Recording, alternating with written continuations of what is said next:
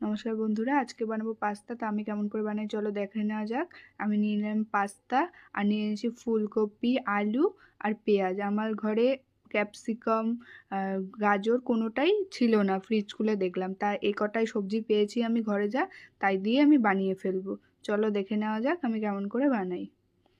আমি প্রথমেই গরম জল করতে বসিয়ে দিয়েছি, দিয়ে দিলাম তার মধ্যে লবণ। এর মধ্যে আমি দিয়ে দেবো এখন ফুলকপি আর আলুটা দিয়ে ভালো করে সেদ্ধ করে নেব।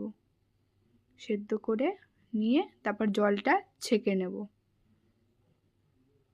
দেখতেই পাচ্ছ। এবার দিয়ে দেবো আলুটা। ব্যাস এই দুটো আমি ঢাকা দিয়ে সেদ্ধ হতে বসিয়ে দেবো।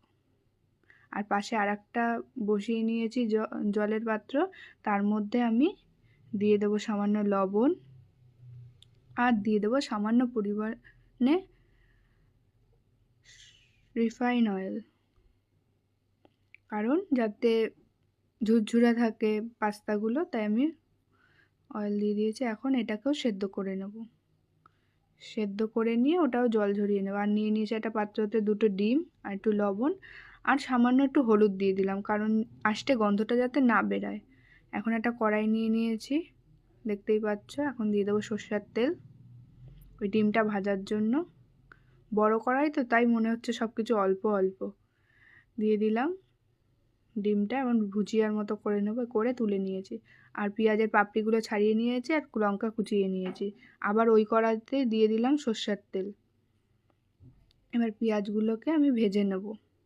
এই যে লবণ দিয়ে দিলাম, তাড়াতাড়ি করে নরম হয়ে যাবে। আর দিয়ে দিলাম কাঁচা লঙ্কা, নিয়ে ভালো করে নাড়িয়ে নেব। একটু নরম নরম যখনই হবে তখন দিয়ে দেবো আমি ফুলকপি সেদ্ধটা আর আলু সেদ্ধটা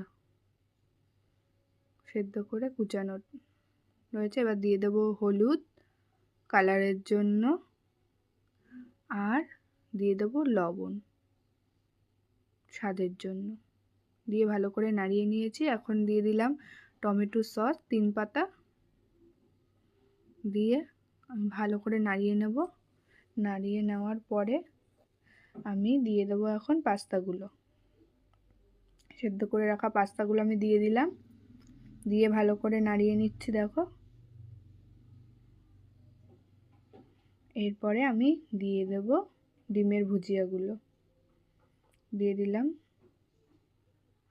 এখন নাড়িয়ে নিয়ে দিয়ে দিলাম ম্যাগি মশলা, দেখতেই পাচ্ছ আমি 2 প্যাকেট ম্যাগি মশলা দিয়েছি। দিয়ে এই নাড়িয়ে নিয়েছি আর সামান্য একটু চিনি দিয়ে দিলাম। একটু চিনি না দিলে ভালো